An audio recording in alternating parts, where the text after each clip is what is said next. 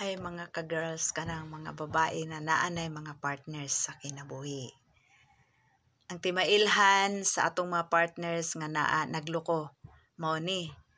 Kung sa una dili sila hilig magbihis-bihis og pinakamaganda nga damit na maadto sa trabaho nya tapos karon magbihis na jud sila og katong pinaka the best jud. Dayon mausob na siya sig pabalik-balik sa salamin. Then sa una dili tigpabango tapos karon tigpabango na halos iubos nga yung pabango mo sa ilahang katawan ibuhos. Tapos masungit. Palaging nagsigaw sa iyo ha. Tapos kanang paggabi natutulog na lang hindi magpansin sa iyo.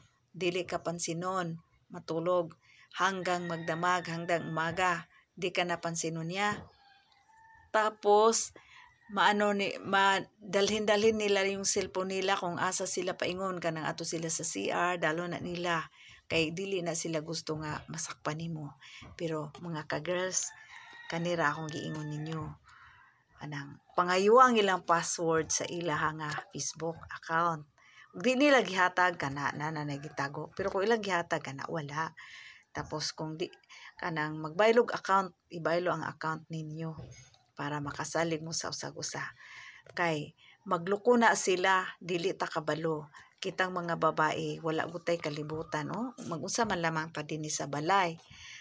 Nagtrabaho ta din sa balay, wala ta kalibutan. Ato din mga partners, nagluko na, nagbinuang na. Unya, mga kauban pa jud trabaho. So, mga ka-girls, kanang bantayan na to atong mga partners, lalong-lalo na kung love ninyo sila.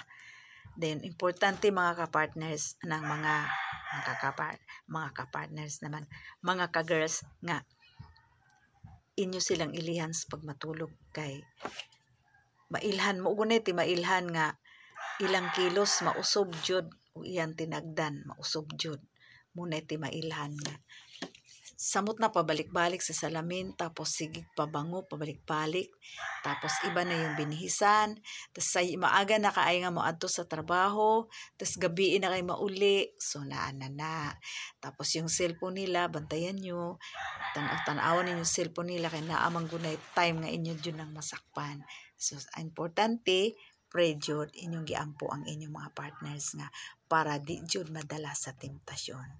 Maura to mga ka-girls, atong bantayan atong mga ka-partners, at iampo sila para dili madala sa temptasyon. And thank you for watching hangtod sa sunod na video. God bless.